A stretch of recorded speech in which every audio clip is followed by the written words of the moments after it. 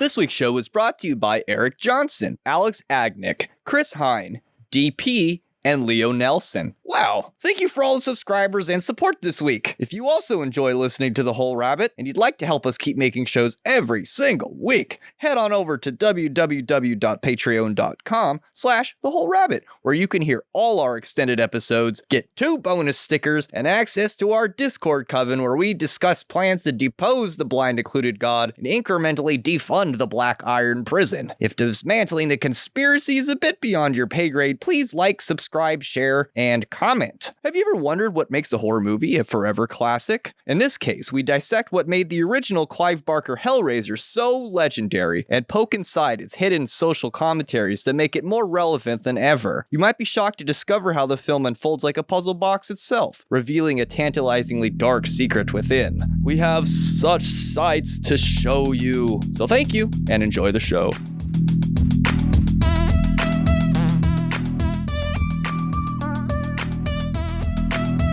There's no crying in the whole Reddit. It's not true. We need to make somebody cry this episode or it's a waste of good suffering. I'm good at that. Do me. Make me cry. I forgot how, I think. Hello everybody and welcome to The Whole Rabbit, where we don't just satisfy ourselves with raindrops and roses and whiskers on kittens, bright copper kettles and warm woolen mittens, Rubik's Cubes settled with simple algorithms, orgies with chocolate girls tied up with string. Nay, we've grown tired and bored of these things, so clear out the attic, prepare for their coming. Le Machart's box opens to the determined and cunning. I'm coming. You open the podcast. We came. What just happened, dude? In case you haven't figured it out by now, you're about to be subjected to the pleasures and sufferings unending as we dismantle the mad wizard Clive Barker's darkly beautiful puzzle box, Hellraiser. And if you've read the books, it's also known as Hellbound Heart. I'm your host, Luke Madrid, and today I'm joined by the mitochondrial meme queen of canceled cartoons, Mari Sama. Oh, and the lacquered obsidian Pope Plagueis himself, Darth Dingus. What's good? I'm kind of excited for this episode because I think I know why people like Hellraiser so much. Oh yeah, what is that? I think it's the same reason people like to read the Bible during sex and do weird kinky stuff. That does sound fun. I've never thought of that. And I'm also kind of excited because this is our 111th episode. Neato. It's like 3 magicians. And it also means death and thick darkness. Death and thick. Thick darkness. Extra thick darkness. Dummy thick darkness. I've got nothing. That's just what you're into, Mari. But honestly, you know what's weird is that the blood in this didn't really bother me. And I think it's because a lot of 80s movies do this, where it's so over the top and theatrical that it's almost like looking at an art piece instead of actual gore. It's realistic, but it's not too realistic where I'm like, want to throw up. Yeah, nowadays it's all CGI. That's what I'm saying is CGI to me is a little bit too realistic. So it either looks like too fake or it looks too real. Whereas I like the old special effects quite a bit. And arguably, Pinhead is probably the most iconic original horror movie bad guy of all time. I mean, like what we got, like vampires and all that, but he's a bit newer. But what about the dude with the medium length hair and the quivering lip from The Purge? He cried when he killed a man. It was like Pinhead. I could see how this character has such a following now that I've actually seen the movie. He actually has a couple scenes where he seems a little bit benevolent, and that goes into the second one we watched too. But he seems to have some kind of order or purpose because he commands the other Cenobites. Like he seems to be in charge. I will say that when he appears benevolent, I think most of the time it's almost sarcastic. Yeah, I see what you're saying. Like it's not really that he's being nice. It's just that he doesn't give a shit about whatever. Dismissive. Yeah, he's dismissing it. At the same time, I like in this movie how if you tamper with this box and you summon them, you actually have to answer to it. You know what I mean? Like otherwise they're not really interested in that in other people. He's like a force of nature, cause and effect. Yes. There's a rule set, but it's limited to whoever stirs up the shit pot, if that makes sense. Mm. And he's one of the most likable horror movie bad guys. Easily of all time. He's so hammy. Like his delivery on every line is so campy and over the top, but he's also kind of menacing in that way. In the novel, they sound like nerds. So it's some kind of like Comic-Con / BDSM convention goers that like found a time machine or an interdimensional space travel thing. And said, let's go to hell. Yeah. Clive Barker describes them as speaking in these high-pitched, fluted voices, a bit like excited little girls. That's Okay. way more disturbing. The fact that they end with the word bite almost makes them sound like they're made of information, or they might be mites, like insects. Cenobite, Or- it sounds like a bug. Like, Yeah, or a parasite is what I read them as, like a spiritual parasite. a functioning piece of a greater entity. Right. Which they are. In the popular film series, the puzzle box is referred to as the Lament configuration. It's said to possess a power to open gates to other worlds and bring its solver into contact with these extra-dimensional intelligences, or Cenobites, and are capable of delivering them the pleasure of either heaven or hell. A lofty promise for the witting and desperate who have exhausted all other means of stimulation. Built by the French toy maker Philippe Lament, the Lament configuration is one of many puzzle boxes created by its maker, all promising to open the invisible gates to other worlds. In the film edition, Lament is a maniac being directed on how to construct the box at the hands of a Cenobite named Baron. But in the novelization, he's merely doing the dirty work of a cruel aristocrat that he serves. Oh, I like the other version better. Interesting that Baron is the name of an aristocrat or a aristocratic ruler. That's a nice tie-in, yeah. I find that interesting too because it speaks to the theme of hedonism and excess found throughout the movies. Oh, yeah. That an aristocrat would have contracted this device. Because he's so bored with life. Mhm. In the book, it sounds like you could contact other entities, though. Is that true? Well, for instance, there's a box that could take you to Alice's Wonderland. Or It's a heaven, like you ghost said. phone. Oh, okay, so there's different boxes. Okay, that's the second movie. We'll get there. Whoa, how'd you get here? I'll ask that question later. Hey, Fryman, you ever seen this guy before? That's where I want to go. No, you don't want to be here. Oh, what's going on, everybody? I want to go to the hentai world. I don't know. We were just talking about like where these puzzle boxes would take us. I'm just saying. Well, that's where Frank thinks he's going. He thinks he's going to a place where he is going to be fucked and sucked and licked and served by these big, voluptuous, beautiful women, the kind that he, quote, likes. When the Cenobites ask him, "What do you want?" he starts to explain and they cut him off. They're like, "We know what you want." You're right. They've seen all his thoughts.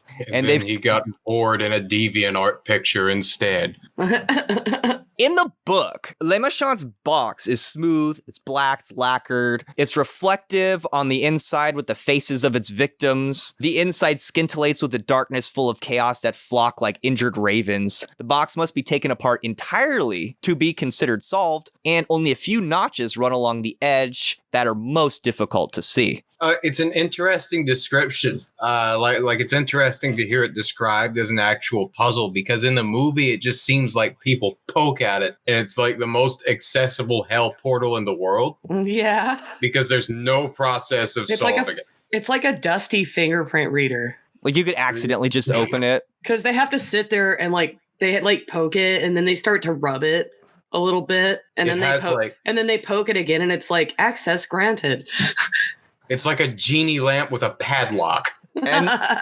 And so in the film it reconfigures, but in the book you actually have to take it apart, like the puzzle that the girl is playing with in the second film. It does that in the first too, I think, like how it unfolds when it's triggered. But it's always in one piece.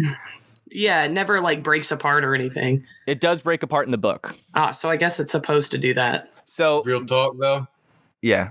Before I get to have my rant about the second half of Hellraiser 2 later, that movie would have been 200% better if it was just that girl trying to put a square peg in a round hole. Oh, 30 minutes. bless her. By solving the puzzle, the victim summons the, quote, gash of Cenobites. This is the group that's led by the Hell Priest, who was colloquially nicknamed Pinhead, which Clive Barker really truly hated. And so Pinhead himself also hates the name and likes to be referred to as the Hell Priest. So Guys, I'm the Hell Priest.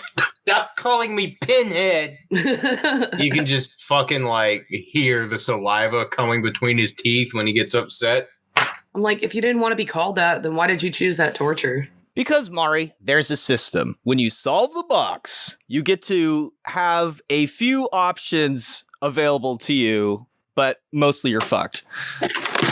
First, you can make a bargain with the Cenobite. 2, you can resolve Limachant's configuration. 3, you can commit suicide before they drag you to hell. Or 4, if your blood is spilt or there's an object associated with your abduction, it's possible to reconstitute yourself in the real world as seen in the first Hellraiser. So those are the actual people that came back, right? They're not Cenobites with their body. Yeah, like that was the actual Frank that came back. Okay. But he came back out of hell, presumably. How come he couldn't grow his skin, but the woman could? She had to kill a lot more bodies, but I also think it's Clive Barker's statement about imperialism and racism. Sequelitis. But it also has something to do with the fact that skin is precious. It's our biggest organ, and that we're carbon-based life forms. Carbon is the 6th element on the periodic table, which means that as carbon-based life forms, we are 666, and that's why it's the number of man. So I think it's there for you to contemplate over and over, like what is with the skin? Like, and Frank needs to be given a skin where Julia has to kill victim after victim after victim after victim to achieve her old skin. Right. All I have to add here is, gotta say, didn't think suicide would work. Yeah, me neither. Yeah, it just I guess purgatory is better than that, you know. Well, we don't know where you go after that, but I know, but it could be better than where you were gonna go. Honestly, don't know. It does sound like people do get to come in hell in this world. So I mean, there's that. Yeah. It'd just be from a hook. When you die in Clive Barker's universe, there's nothing. That's one strong suggestion made in the second film. Wait, so they're not dead when they go? They're still carnally, and they still have a body. So it's like another dimension, really. This is borrowed from the Christian idea of hell. Yeah. Yeah, like it's another level of being alive. Because the people in hell are still alive. They're just regenerating their flesh. In fact, their bodies have been joined with their spirit. It's like a magical life. Huh, okay. Instead of, like, your body's enchanted and it can't die. And it's infused with your soul, like a prison. Makes sense, dude. Because that's the only way you could actually feel pain, which is what hell is all about, is about torturing you with that, and there's no release from it, which I guess if you go to heaven, that means that you just release your body and you can leave it. The interior surfaces were brilliantly polished. Frank's reflection, distorted, fragmented, skated across the lacquer. Limachant, who had been in his time a maker of singing birds, had constructed the box so that opening it tripped a musical mechanism, which began to tinkle a sort of rondo of sublime banality. And I saw when the Lamb opened one of the seals, and I heard, as if it were a noise of thunder, one of the 4 beasts saying, "Come and see." And I looked, and behold a white cloud, and upon the cloud one sat unto the Son of Man, having his head a golden crown, and in his hand a sharp sickle. And another angel came out of the temple, crying with a loud voice to him that sat on the cloud, "Thrust in thy sickle and reap, for the time is come, for the harvest is ripe in the earth." And he that sat on the cloud thrust his sickle on the earth, and that earth was reaped. And another angel came out of the temple which is in heaven, he also having a sharp sickle. And another angel came out from the altar, which had power over fire, and cried with a loud cry with him, had a sharp sickle, saying, "Thrust in thy sharp sickle, and gather the clusters of vine of the earth, for her grapes are fully ripe." And the angel thrust his sickle into the earth, and gathered the vine of the earth, and cast it into the great wine press of the wrath of God. And the wine press was trodden without the city, and blood came out of the wine press even unto the horse bridles by the space of 2,600 furlongs. So what was that? That was actually out of Clive Barker. No, that was the Bible. I'm kidding. It was Revelations specifically.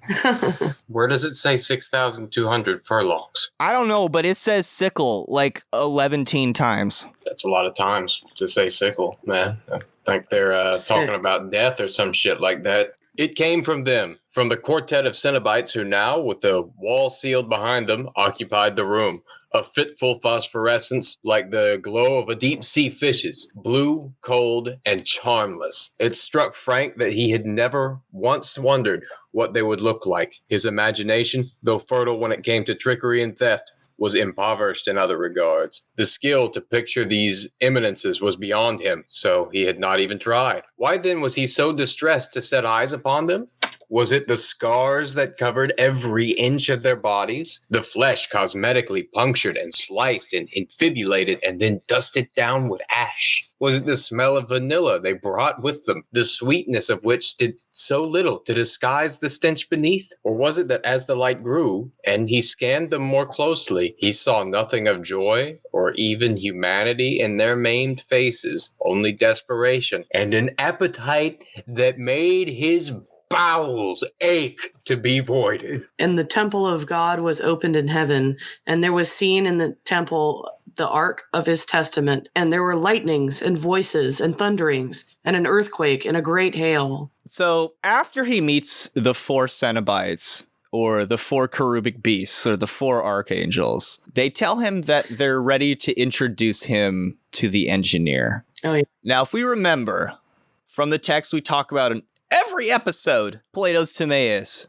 the demiurge, the name means public artificer, or as we might call it, an engineer. Okay, so back to Frank's bowels aching to be voided. He felt untold tastes in his tongue, bitter, sweet, sour, salty, smelled spice and shit in his mother's hair, saw cities and skies, saw speed, saw deep, broke bread with men, now dead, and was scalded by the heat of their spittle on his cheek. And of course there were women. Always amid the flurry and confusion, memories of women appeared, assaulting him with their scents, textures, and tastes. The proximity of this harem aroused him, despite circumstances. He opened his trousers and caressed his cock, more eagerly to have spilled his seed than to be freed of these creatures than for the pleasure of it. Where, 2 moments before there had been an empty space, there was now a figure. It was the 4th Cenobite, the one who had never spoken nor shown its face. Not a he saw now, but a she. The hood it had worn was now discarded, as has been the robes. The woman beneath was gray, yet gleaming, her lips bloody, her legs parted, so the elaborate scarification of her pubis was displayed. She sat on a pile of rotting human heads and smiled in welcome. The collision of sensuality and death appalled him. Could he have any doubt that she had personally dispatched these victims? The rot was beneath her nails, their tongues 20 or more lay out in ranks of her oiled thighs as if waiting for entrance. Did he not doubt that the brains now seeping from their ears and nostrils had been driven to insanity before a blow or a kiss had stopped their hearts? Oh, so you finished dreaming. She stood up, the tongues fell on the floor like a rain of slugs. Now we can begin, she said. Ooh, creepy. She reminds me of Caldy. Bored right now. Ew. That seriously puts the movie to shame, though. Yeah, It's much better. I mean, it's like, it really does capture like the grotesque kind of overindulgence that was described. Yeah. It reminds me of Caldy or Collie. It absolutely does. How she wears the skulls around her neck and It sits on them too. And the tongues and stuff. she's flicking her tongue, yeah. Yeah. And she has a body which is kind of like the opposite. Life and blood is red and pink. So a lifeless body would be like pale and like bluish colored. We know that the Agori Hindu culture cover themselves in the ash of the dead and eat the poo-poo and meditate upon dead bodies in order to understand the sacredness of that which is also grotesque. They also wear and decorate their environment with skulls and smoke weed all day, every day. I wonder if the engineer grows really good weed. Ah, man, he probably makes wax. He's an engineer. He's not a gardener. It's a she. Oh, she. Well, you know what? I watched the movie, damn it. Yeah, I thought it was the old guy. In the movie, it is the homeless man. Yeah, it is, yeah. Who's like the hermit, which is actually a more Christian representation of God, where the film itself is sort of, in my opinion, making a commentary about, well, the treatment of the goddess in Revelations and the treatment of the ancient mysteries and how they've been recapitulated as evil. When in reality, the angels of Revelations are, well, they've got a lot of sickles. They're kind of badass. And they've come to reap the blood, so to speak. Angels to some, demons to others. Travelers on the limits of experience. Yeah, something like that, you know. Yeah, it's scary to some people. And I saw a woman sit upon a scarlet-colored beast full of names of blasphemy, having 7 heads and 10 horns, and the woman was arrayed in purple and scarlet color and decked with gold and precious stones and pearls, having a golden cup in her hand full of abominations and filthiness of her fornication. And upon her forehead was a name written, Mystery, Babylon the Great, the mother of harlots, and abomination of the earth. And I saw the woman drunken with the blood of the saints and with the blood of the martyrs of Jesus, and I saw her and I wondered with great admiration. So in some sense, I think the engineer is a reference to Babylon, mystery, but this title more accurately applies to Julia in the film. Now, as a refresher, Julia was the one who helped Frank? Yes. Okay.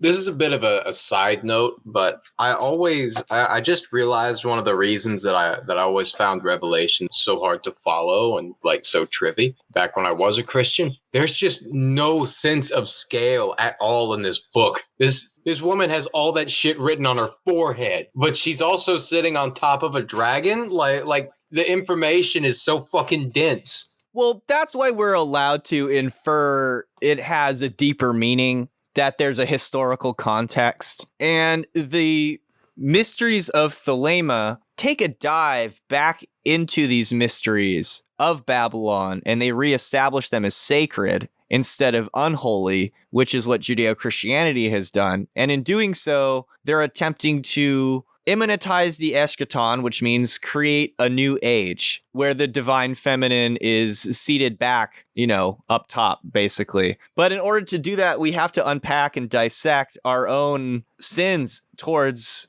the goddess, like the position we've relegated women to in spirituality, to the idea of becoming equal with God through the secret sexual mysteries. I mean, here in Revelations, what it's referring to is the ritual consumption of the pussy juice and the jism. Oh, it is a golden cup, right? Full of the solar force, a handful of abominations and the filthiness of her fornication. This is an ancient formula of initiation, is consuming, you know what I mean? We call it, what is it? It's called spitballing bodily now. fluid.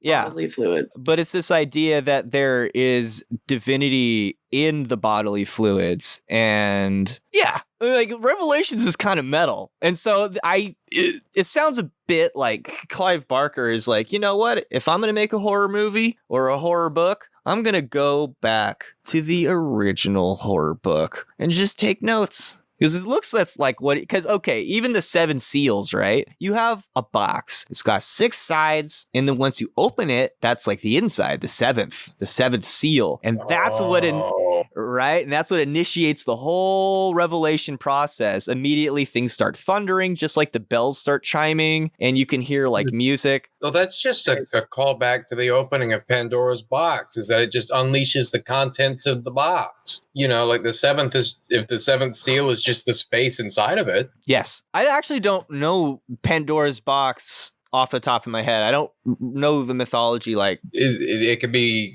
summarized very briefly. A woman named Pandora is given a box by some entity I don't remember. And this entity, I think it's Zeus, or just say it's Zeus, tells her, "Hey, bitch, don't open that box. There's evil in there." And one day she's overtaken by curiosity and opens the fucking box, and out comes pestilence and famine. Out comes murder and non-consensual fucking and all that awesome shit. She opened the box. She opened the seal. Just like in the Tool video. Just like in the Tool video. Rory, this is he doesn't understand his wife. Doesn't get her. This is a recurring joke in the film and in the book. But it's more like his number one torture in the book. He can't, because things used to be so good with Julia. In the book, she's the one who's super beautiful, and then his daughter, Kirsty, she's more plain. So the way it's originally written, Julia has beauty that is beyond, but he doesn't understand her. And so the whole idea that she's mystery, Babylon the Great, I think it was done on purpose. And there appeared another wonder in heaven, and behold, a great red dragon, having 7 heads and 10 horns, and 7 crowns upon his head, and his tail drew the third part of the stars of heaven, and did cast them to earth. And the dragon stood before the woman, which was ready to be delivered, for to devour her child as soon as it was born. And she brought forth a man-child, who was to rule all nations with a rod of iron. And her child was caught up unto God to his throne. And there followed another angel, saying, Babylon is fallen, the great city, because she made all nations drink of the wine of the wrath of her fornication. Now, Julia, I think, is the one who's responsible for trying to make Kirsty worship Frank as if it's her father, kind of repeating this antichrist. And he is a red beast. He's pure desire, which is what the dragon represents initially. Oh, so something interesting about this, actually, now that you mention it. All right, so is this the same beast that's referred to as the Antichrist in Revelations? There's a lot of repetition going on in Revelations. It says the beast, the dragon, it made the beast worship the dragon, and the woman made and it refers back to itself quite a bit. I'm not an expert. Well, this is a reference, I think, in particular to the Antichrist, but it could apply here as well. The Antichrist is referred to as the beast and the only one to escape the abyss, like the only entity that can escape being cast into the abyss by God, right? Frank, the beast, comes back. Rises from the earth. Yeah, he manages to escape. He returns. He's fed on the blood of the saints. Mm-hmm. St. John. A bunch of St. Johns. Okay, Maury, you read this part. And the Virgin Mary later on. And when the dragon saw that he was cast unto the earth, he persecuted the woman which brought forth the man-child. And the dragon was wroth with the woman, and went to make war with the remnant of her seed, which keep the commandments of God and have testimony of Jesus Christ. And I beheld another beast coming up out of the earth, and he had 2 horns like a lamb, and he spake as a dragon, and he exerciseth all the power of the first beast before him, and causeth the earth and them which dwell therein to worship the first beast, whose deadly wound was healed. All right, so Frank is the first beast. And when he incarnates again, he incarnates as the dragon, or the second beast, who he is commanding the family, or Kirsty, the seed of Christ, or the father, to worship him. Right. So he's the first beast and the second beast, and his deadly wound is healed. And he came up, the second beast had 2 horns like a lamb, but he spoke like a dragon. So this would be like when he's wearing Kirsty's dad's skin suit, like he puts on the skin of a lamb, like a wolf in sheep's clothing. Come to daddy. Yeah, but he's not even trying. He's not even trying to like pretend he's another person though, which is the creepiest part. This beast has 2 backs. That's like an old joke about fucking. Don't look at me. Julia, come on, Julia. Give old Frank a kiss. Give old Frank a kiss. Come to daddy. Cheryl? Now, there's so many like Cheryl. Cheryl? All right, everybody comment below if you want a Silent Hill episode. Everybody. Have you seen Cheryl? You're getting one anyway. Come on, we're going to have to do it. Guys, like, comment, and subscribe. Oh, yeah, and click the bell to subscribe. Or subscribe and then click the bell. I forget. Click the bell, but also worship bell. Oh. Everyone in Animal Crossing is like, wait, I already do. That's an inside joke, and I don't get it. Now, there's 2 more pieces of important symbolism in the first film that we want to explore that links it back to our hypothesis before we cut people off and make them pay me $5 to hear The extended episode of www.patreon.com/thewholerabbit, where you can get all our episodes in their extended long format. Rory and Frank, kind of like Cain and Abel. They're both brothers. I forgot about that. So you got like the good brother and the bad brother. Why is the bad brother so sexy, Mari? I don't know. Honestly, I felt like the bad brother lost all sex appeal when he tried to fuck his niece. Yeah. Yeah, I feel that. It's like MK Ultra programming. Speaking of which, did you notice that they live on Ludovico Street? Yes. Oh, in Clockwork Orange, the brainwashing technique is called the Ludovico technique. Which is where you're subjected to... Okay, yeah, where they sit him in front of a movie and they play some like classical music and they inject him with some drugs that make him feel awful. Well, it's where they turn your pleasures into torture, Okay, That too. yeah, it was a long time ago. which is what makes you into a Clockwork Orange, because you learn to associate the things you like with suffering and pain. Hey, if you went through that and you couldn't get it, I'm not telling this joke. So when Kirsty's in the hospital and she accidentally starts solving Les Machins configuration, she starts to see a flower flicker on the television. Yeah. And we looked up what flower that was, and it opened up an entire rabbit hole. What she saw was red carnations blooming as the Cenobites were about to get her. Ah, that's the symbol of the Virgin Mary. It's also significant because the color red, particularly with this flower, is associated with passion. In Victorian times, flowers were often sent as a secret, as in, you want to fuck? Red used to mean yes, and yellow meant, no, I can't do it. Ah, And in ancient Roman legend, the carnation flower appeared after the crucifixion of Christ when Mother Mary wept at the death of her son. Her tears fell to the earth. Carnations sprang forth from each spot where Mary's tears strained the earth. This legend lends credence to the theory that the carnation earned its name from incarnation, oh, like to give life to. or an incarnation Oh, so of here's divinity something- itself. Here's something that's actually pretty fascinating that relates to a future part of this discussion. Carnations have 5 petals. Oh, they do. Oh yeah. With the engineer being the 5th and the symbol of the Scarlet Goddess, who is symbolized in the ancient formula with red and flowers because it's vagina. Noise. Yeah. 5 is also associated with Venus, which I feel is somehow relevant here.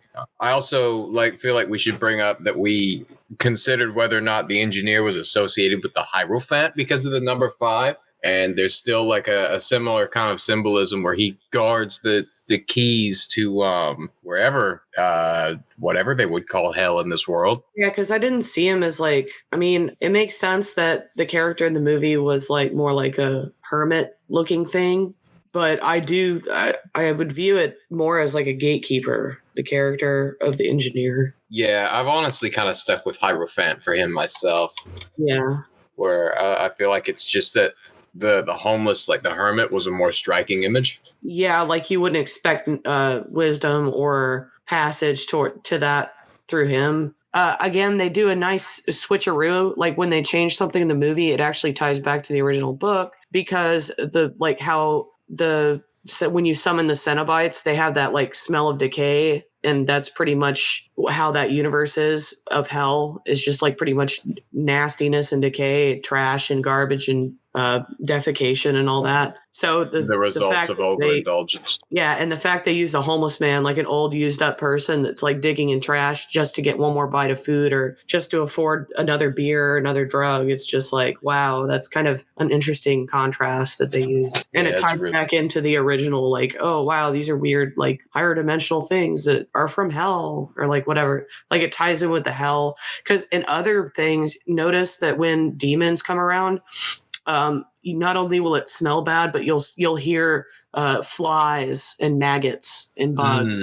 So it ties into that perfectly. Beelzebub is sometimes referred to as the Lord of the Flies. I never made that connection. Yeah, that too. Okay. So How you doing, Rabbit? while the red carnations link us back to the Virgin Mary, who gave birth to the living God out of her womb. Now I'm repping for the Mary. Their house address in the film is 55 Ludovico Street. And 55 in the occult is representative also of Virgin Mary. 55 is the years that separate the Annunciation to the Assumption of the Virgin into heaven. Oh. It represents the total and complete man, symbolized by the 2 hands which join at the moment of prayer to remake the unit in the form of 10, but being also able to express under the form of 55, addition to the senses of the divine wisdom, according to St. Martin. According to Lima of Freitas, it symbolizes the fusion of the sexes, the androgynous being, but who, in spite of his perfection, stays strictly human. Virgin Mary's rosaries is circle formed by 55 grains. In some instances of the story, shortly before the birth of Christ, Virgin Mary was taken into the sky and was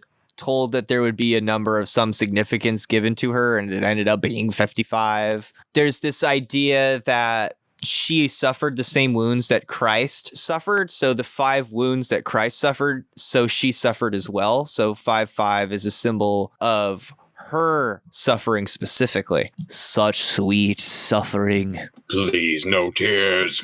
It's a waste of good suffering. Wow. Was that an okay one? Yeah. Is it a good one? It was like I'm back in the movie. I'm not feeling it this week. The whole bit's bad. Throw it out. Suffering is good in Christianity, right? In some parts of it. I mean, this is actually like a really interesting statement. A lot of people gravitate towards this kind of unconsciously, or like even in group discussion, it's seen as at the very least, self-denial is seen as a good thing. You're not to touch yourself. You're not to have sexual thoughts or desires for anybody but your intended wife or husband. Property. Yeah, you know, and funny how that fucking works before you have a wife or husband. By the way, that's often used as a reason for everybody having sin in them is that before they met their mates, they had thoughts for people who weren't their mates. Yeah, to answer your question, yeah, there are lots of ways that manifests. But it's not like an on the books kind of thing. Now, could we also say that the suffering one goes through for God might be seen as a sort of pleasure? Yeah, I think so. So I think when Frank said Jesus wept in the end, he was saying that suffering is pleasure, even in its highest, most elevated sense in terms of Western religion and Christianity. Jesus wept. And so we're shown images since childhood of the highest state one could aspire to is complete and total suffering.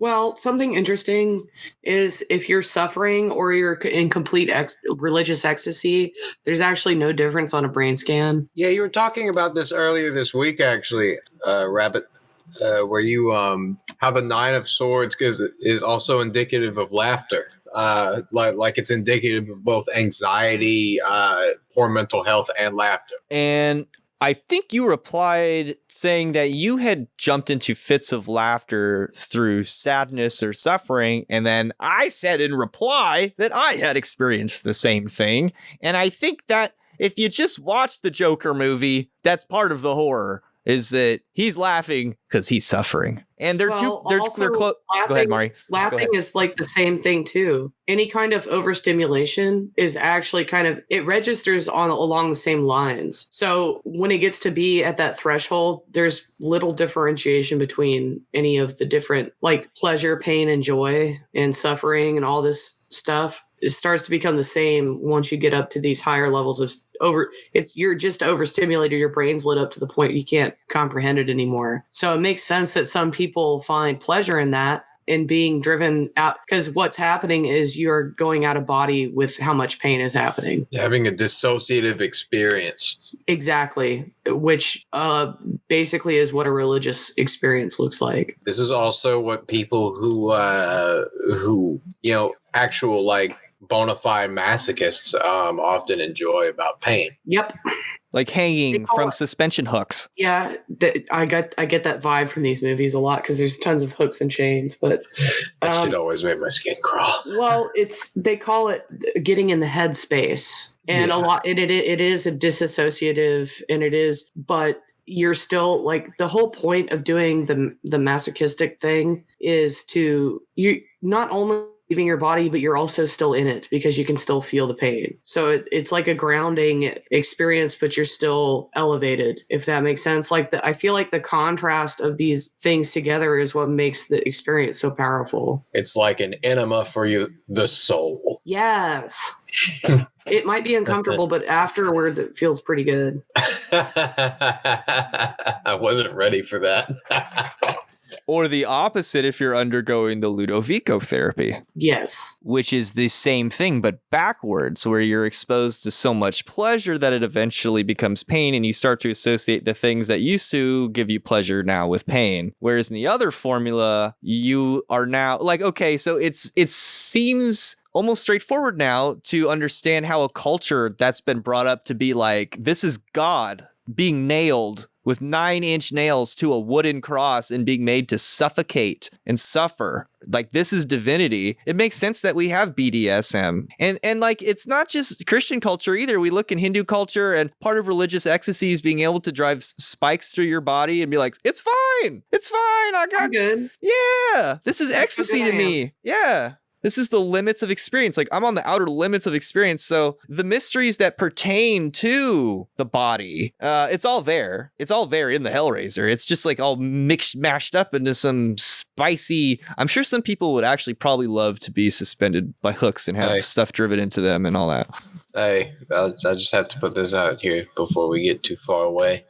But fuck you, Luke. Nothing will ever make me not love an enema. I love enemas. Can't do them all the time. I don't know. I suddenly feels much less necessary to have said that now that I've said it. I did something last week. Nobody heard it. But, if you want to hear like the extended part of this episode with all the information that we left out, you have to go to Patreon and you got to eat carrots and shoot lasers.